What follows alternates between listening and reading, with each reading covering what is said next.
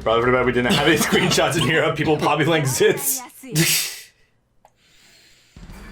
I'm also gonna mention something straight up that is one of the biggest problems of Seed also, and I talked about this with you, but I haven't mentioned it yet. So, one of the big problems about Seed especially, it's vanilla, namely here, is so obviously the Atlantic Federation and Zapt are your Earth Federation and Xeon stand-ins. Yes. The thing that made them work is that you had political nuance and you had history leading up to what happened. The thing about Cosmic Era with how You don't get that? Atlantic Federation and Zapt lead up is that no one knows how the fight started.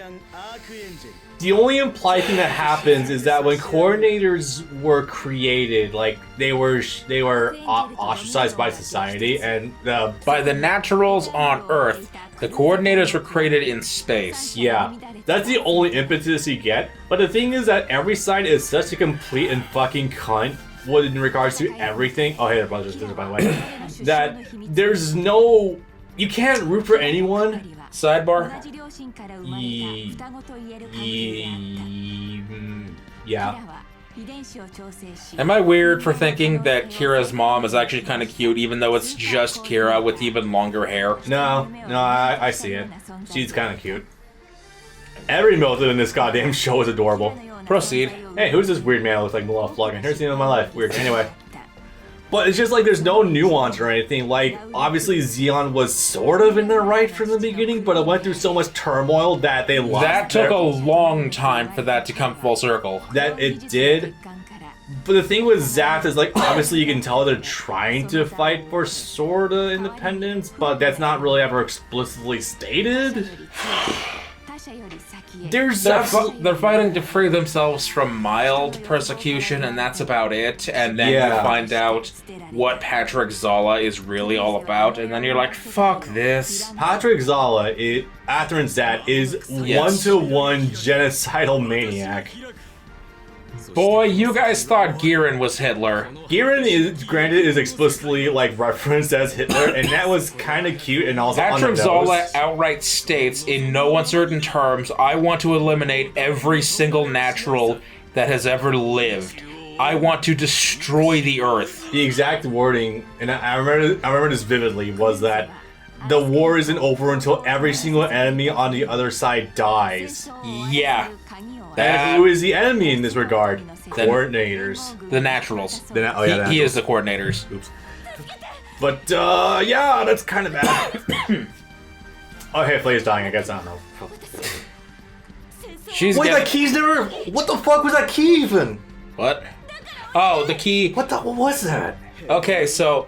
No, that does come up in the movie because she's kidnapped by Rao. Rao gives her a floppy disk that when she goes back to Azrael puts that into his laptop, and it starts dumping information. In 2002, that accepts a floppy disk for some reason, which gives him all of the data that they have on the Genesis laser, so that he could theoretically construct his own. Meanwhile, he's about to be fired on by the Genesis laser. Right, that was it. The irony of that shit, but yeah. Fuck, I was gonna save this. That's okay, we can take a break out of this anyway. I think I might need a break myself, actually. My throat's getting crusty from all the shit we have to talk about. At least we'll have something interesting to talk about going forward. Oh god, yeah. It's definitely a good thing that I actually did watch Seed, even if this is painful. Believe me, I wouldn't have let us proceed if you didn't watch the movies. Yeah. Right, so... Because this is the first time in a long time that we've been both completely on the same page as far as recording a game goes, and I wanted to maintain that the whole way through. I mean, outside of, like, Bleach, it doesn't really happen too often. And I like when we're able to do that. It makes the conversations a lot more fun. I can't wait to get the Jump Force, personally speaking. Oh boy. So many things. Okay, so this thing. Apparently it wouldn't have... Apparently, it would not have destroyed the Earth, but it would have salted the Earth. It would have glassed it, pretty much. I mean, In the Warhammer terminology. When I say glass, I mean it literally would have turned it, like, pretty much turned the crust into glass, pretty much. Fuck it. Going to be cute. Sure, why not? No, it works because she's literally there with us. Yep, that she is. What match did you pick for this, by the way? I don't remember what it was. Is it? Where's the fucking name of it? Oh, Freedom. Oh, right. Yeah, oh, yeah, this is the like railroading one, right. This is the scripted one where I get to switch between the Freedom and the Strike. Oh, I thought it was just a Strike and Flaga. Oh, no. Starting off with the Justice. No, it's all three of them. The Justice control is weird, by the way. I should mention that straight up. Yes. Like, it goes through so many transformations with the... Oh, God. I told you that everyone throws their sword like a boomerang. No, like, not necessarily that part, but like... Shin does it the most, Shin, but they all do it. Yeah, like, it's been shown before, but like, Shin is the most blatantly obvious with it. Like, he's got never-ending supply of swords on his belt for some reason. He kind of does. He has, on the Impulse at least, he does have 3 different bodies. So I'd also like to mention now that since we have a mech that has it on the back, so many fucking mechs in this show have, like, planes or attachments of planes attached to the backside. The backpacks, yeah, the striker packs. Yeah. Could it be any more plainly obvious they're trying to sell toys to you?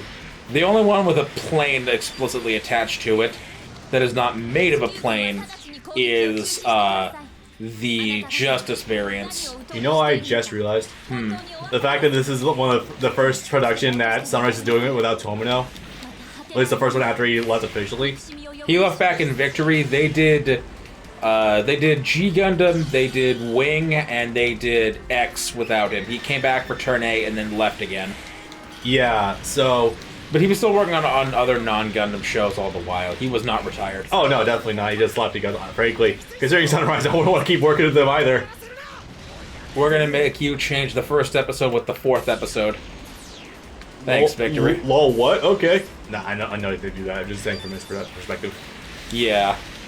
But, like, it's just very obvious. Like, this is the first major production, like, brand new series, spin-off series that wasn't involving with Tomino coming back or doing anything.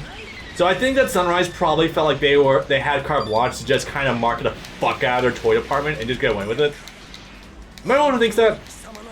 No, you're sort of right. The funny thing about you saying that, though, is that in the opening credits for Gundam Wing, it actually still says, when it's lining all the important people up, is credits original story Yoshiyuki Tomino. Even though he had nothing to do with Victory, Wing, excuse me. That's weird. They still credit Tomino for original story creation. Just in terms of Gundam itself, because I would assume so, because he definitively had nothing to do with Wing. Yeah. Maybe it's just a copyright thing in terms of, like, the Gundam name itself, but, like, you don't even need to do that, because Sunrise owns the name Gundam. So... Also because he wanted Gundam to originally be called Gunboy. Yeah. That would have lasted. We definitely had a conversation already, but it's still fucking funny to think about. I don't know, man. The Game Boy lasted for 15 years. Surely the Gun Boy will do just as well. Then again, oh no, wait, no, I know exactly what they're going to call a fucking Gun Boy. Astro Boy. Yeah. And it's staying legacy. Yeah. Yeah. Astro Boy still gets movies every several years. Does it? I haven't heard about Astro Boy getting anything past, like, the 2000s. I did watch, like, that thing Astro Boy had on Tsunami It got a 2003 anime reboot for the first time since one in the early 90s, I think. Hey, but you should probably keep the Archangel intact. No. Oh, there you are, right behind me. Go figure. Also, by the way, I have no idea what benefits Awakening for Gunzi Coordinators gets. They don't slow down time, and they don't get faster, so I have no idea what it does. Player info? Nothing. First type seed. That's helpful. Yeah, like, I honestly do not know what it is. Nope. Uh-oh. Huh. What? The red line there. The colony laser. Well, what's the timer on that? I have no idea. But I'm more concerned about the... Oh boy. Was anyone important in there? I don't know. Apparently they didn't kill Cloth though. Jesus Christ, that man just tanked that hit. I do still want to see sometime, just experiment on my own time to see if the colony lasers are actually like scripted instant deaths or if you can tank them. That would be interesting to find out actually. I wonder about that. Yeah. I know you can at least armor through it, so it's not like a complete dead cut to your gameplay. Yeah, that was funny when that happened. Iframes, yo, I love it.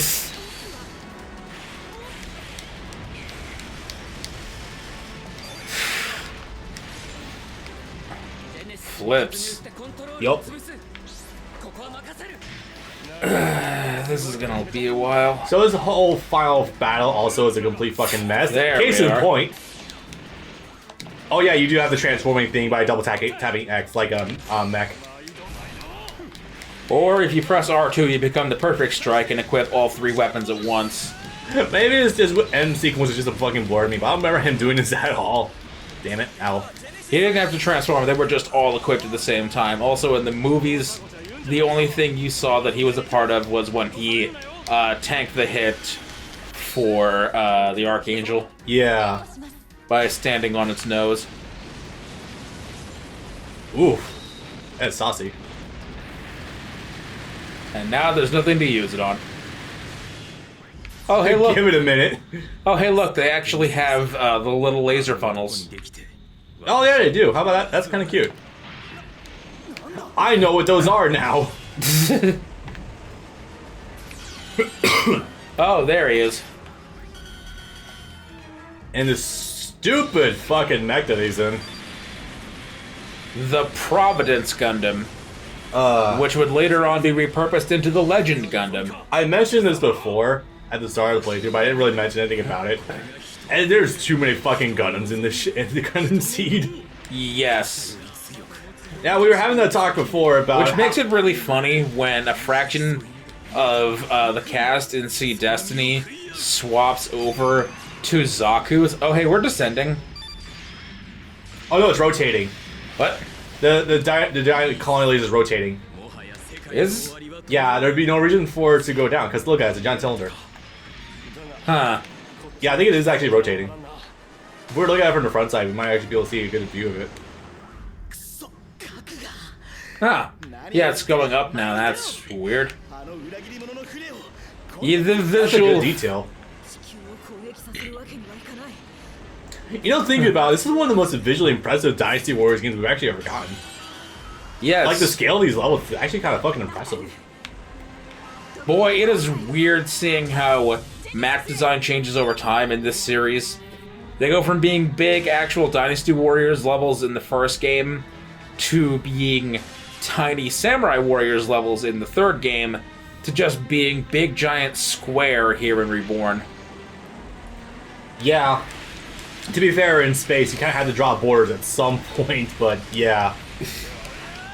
But anyway, back to my point. Because in Gundam 3, they're all just hallways. They tried to make actual, like, base levels with that one. And they did somewhat of a job, I guess. I don't know. That's the best way I can possibly put it. But anyway, I'm back at my point. Like, because usually, like, one of the things that actually makes Gundams themselves important is the fact that they're essentially like experimental weapons that are supposed to be stronger than a lot of other mechs that are out there, so that way they don't get tanked and bodied by inexperienced little shithead that just happen to crawl into the cockpit. You can make a case for that still being a bad thing, but give or take depending on the context, like Camille and stuff like that. I think one of the, like, Zeta did it really well with keeping Gundams like still like as a part of like the Earth Federation forces. Like, that's why the Psycho Gundam existed. But with this one, like, every single fucking character has a Gundam, practically. Okay. That was weird. Okay. All right, time to go see if I can tank the DPS of this laser. No, it's okay. It's okay. This is just a precedent for Gundam Unicorn. This is the first time we get a full view of the Archangel and the Dominion. Why do they have knees? I don't know. I don't think it's a design concept like battleships. I've never seen anything like it before or since. Most I can think is like maybe it's like a remix design of like how Xeon ships used to look back in the late 70s. Because you mean like fish? Yeah, they also had that same look back in Space Battleship Yamato as well. That's the best thing I could possibly think of. And Moolah tanked the hit. Unfortunately, couldn't sub out a DPS, and now he's dead, and we will never, ever, ever see him again. I mean, he's gone. He's gone, He's gone, guys. Not here. Gone forever. Ripping pickles. Oh yeah. Alright, she comes to her senses when she realizes it's a bad idea to stick with this guy. He just tried to shoot me 3 times. Nolly gives him shit, and I love it. That thing just fucking melted. Rest in peace, mid-tier waifu. I actually don't know who else like placed in a tier list for waifus in this show. To be honest, I would actually put Badger Rule above Ramius, because while Ramius has the body, Natalie actually has a personality to speak of. We're talking about Maru here? Yes. Yeah. Yeah, she kind of just goes along with the flow for a lot of stuff, so I won't. She has no agency of her own to speak of whatsoever. Usually not. She's literally just... She's kind of just like a watered-down Bright Noah. Which, to be fair, Bright Noah in this show is kind of hot, apparently. But still, yeah. Man, them regional differences are weird. Yeah. Yeah. Oh, Flay's dead. Okay. She's transparent. This is how we portray our Force Ghosts now. Oh, right. Oh, I should talk about that. Oh yeah, we never really talked about it either. Fuck. Okay. So coordinators. That weird thing with the eyes that you see that characters go into, the whole seed bursting thing. So apparently that's like a quote-unquote like berserk mode. You call that a seed? I call that a fucking walnut. I mean, you could say either, really. Aren't they like more or less the same thing? Anyway. So essentially, it's kind of like what was it described initially by Desert Shark as a Desert Shark, Desert Tiger. This isn't Garchomp, not quite. As a Berserker mode, sort of. Yeah, you have your Berserker. You don't know how to activate it or something. For all intents and purposes, it's kind of on the money. Like, from what I've seen portrayed in like different places, I interpret it as like suddenly like a computer turns on their head or some shit, and they can process information really, really fast and better reaction times and better thinking and stuff. I don't know. It's the best way I could possibly interpret that. That's what the first. That's what original Seeds cyber new types were.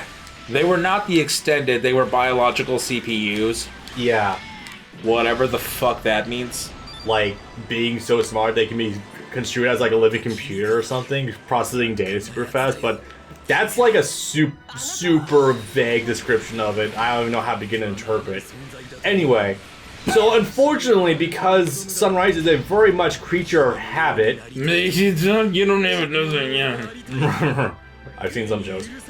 Unfortunately, there are some things that carry over from UC, like certain new type awareness that, like the whole ding sound effect, let the spark to go in front of someone's eyes when they detect something coming their way. They still have that in the show, and there's no like showing of like any coordinators having like that innate sixth sense for like danger incoming. Like there should be no reason why these non-Jedi have Spidey sense.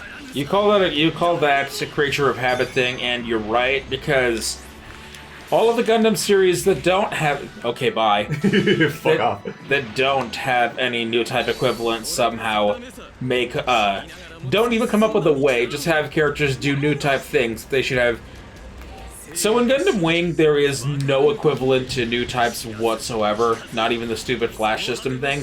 But for some reason, suddenly out of nowhere, Catre can just suddenly feel the pain and death of every Oz/Alliance soldier on a battlefield at some point. Just out of nowhere. That's just a thing he can do. Yeah. And there's no discernible reason why he should be able to do that. These things wouldn't be necessarily so bad if they were actually properly explained. like if you just told us coordinators can develop like a sixth sense where they can detect motion in the air or some shit and like get a feeling for it, or like some stupid shit like that. Say they can see 5 seconds in the future. I don't know, Kyler Curry this bitch. But there's no explanation for like why can this happen. And this leads back into the thing with Flay. Kira communicates with her essentially through new type powers, because she comes to him naked and was like a green, like nebula sort of thing, just like Zeta. And it's like, what? Why are you able to do? A, Flay's not a Flay's a natural. She's not a coordinator, hence the racism. B, there's like no precedent for why a coordinator machine person should be able to do this, like to commune with dead people or people who just died. I don't think we need more people to be added to the floating ghost list with You need to get your closure before you can be sent to the far plane. Clearly. Like, there should be no... We don't need to add to the body pile that's floating in space with Lala. I think she's got plenty of company with 2 shards up there. Thank you very much. 2 shards and a... Oh god, Marita. She's got the company plenty already. And they do this again with Stella and Shin. Why? What? If you just tell me... I'm willing to give some amount of credit there because she was several steps of fucked up in both the literal and mental sense. So, if you were to say... her being in touch with the cosmos or whatever. Yeah, like, if you were just even tell us that, you know, the fact that coordinators can, like, mentally talk to each other sometimes, like, talk to people or hear people's thoughts, sure, whatever. They're computers, fucking go for it, I don't care. But, like, they don't. It just comes out of nowhere, and it's just like, are we sure we're not just retreading more UC? Do we need actual new types in here? Do we? Alright, sure. I need to get that off my chest, because that was bothering me very much. So anyway, shit happened with Atherin's dad.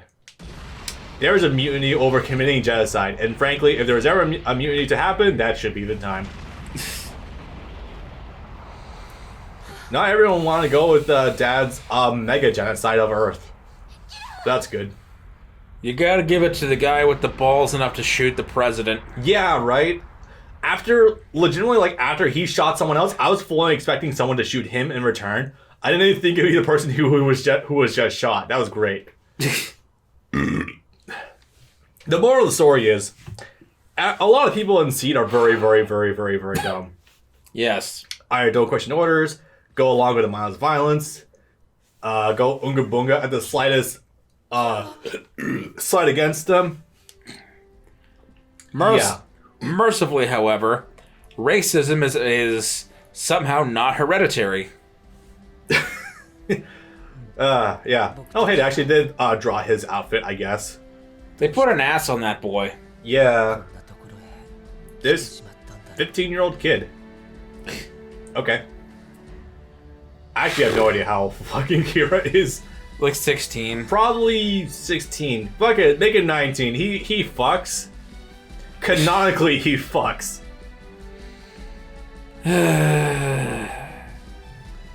What part of this bothers you? Is it the fact that we are once again retreading old territory of 79?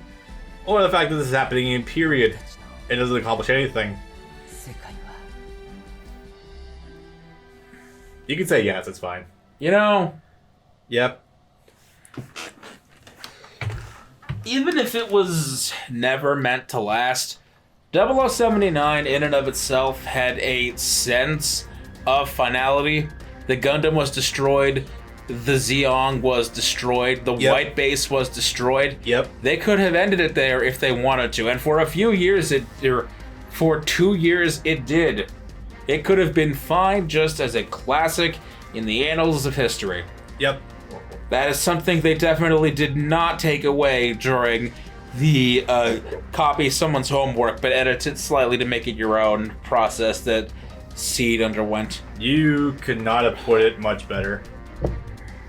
The thing about 79, despite its obvious like budget limitations, despite it obviously having rewrites right in the middle of the show, despite its head animator being hospitalized, and despite it rewriting the character arcs of some characters, it never really tended to be much more than a one-off sort of thing.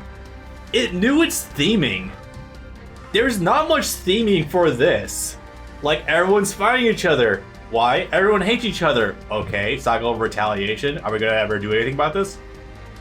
No. Are you going to address the root of the problem? Apparently not. Are we going to address the root of the problem? Yeah, it's in your blood. Everyone hates you because you're genetically modified to be better than everyone else. Is there no reason we can't work on this and like make everything better? Okay. So we're gonna alter your blood cells to make it impossible to hate other people. Thanks, Durandal. That's one of the reasons why I really dislike Seed. There's no moral to the story. It drops you into a war with no beginning and not even really an end. Hell, it's still argued, like, I would argue at the end of Destiny, it doesn't even really end. No, because, like, the issue is still not addressed with the racism against coordinators. Here's the problem that most Gundams have. They don't really end, they just stop. Yeah, there's no finality at all, because it's like... And that's not a Seed exclusive problem. That's a problem with most Gundam, especially in UC, is they just stop. They don't have a sense of finality. Like, not really. We always have to perpetuate the problem so that way we can make a new series and make another buck off of it. Because if you do a finality and it ends up being really popular and you want to make another buck off of it, well, look at Code Geass. It ended perfectly, and there's more shit happening for it. At the very least, they gave it 8 years to breathe. Yeah, they did. And then they resurrected the corpse. I really don't like Seed Vanilla. No. The one bright shining spot it had for a little bit, Flay goes down. And hard. That was like the only inspired thing that it had originally going for it. I dub her Lucifer. She's the most interesting thing, but she's the one dragging most of them to hell. It's in essence. I mean, Atherin becomes better at around the second half. That's good. Not amazing. When he stops being an idiot. Once he starts questioning his loyalty to Zaft and his dad, that's when he starts becoming his own character and becomes decent. But like, even that takes forever to get to. Kira himself. Okay, I'm gonna say something. Also, he threatens Lacoste with a gun. Yeah. He threatens to shoot her. That was interesting. Now, if I'm gonna say something super controversial. I like Banana more than Kira. Go for it. Yes, I like him more than Kira for a couple reasons. Banana sticks to wanting peace mentality and fucking sticks to it and goes against the grain of what his suit was built for. Here we have a kid who is given a suit that can shoot giant fuck off lasers and kind of forgets about the whole not wanting to fight a war thing after he has a choice of leaving and doesn't do it. Which was a good turning point for him, but then to do nothing with it. Okay, I hate that plot point where they're sending that shuttle down to Earth so people can find a new home, where it's like, hey, we're all gonna get on this ship, but then actually, no, we're not. I guess we're gonna all stay here for the war effort. Kira, you can go home if you want to. Oh wait, if Kira actually did get on that shuttle, we would have all been dead. He would have died. I don't think he himself would have been killed. Well, Isaac probably would have shot him down, maybe. But for sure, like, if Kira did leave, then everyone on the ship would have been right fucked. So Kira was kind of pure pressured into staying and realizing right then and there he wanted to protect his friends. Do we do anything with that afterwards? No. That's the only time I ever feel sympathy for Kira is when he is being guilted out of wanting to lead a regular life after being forced into a war that he had no part in. They could have done so much with that, and between that and manipulation from Flay to keep fighting and protect everyone, that was good.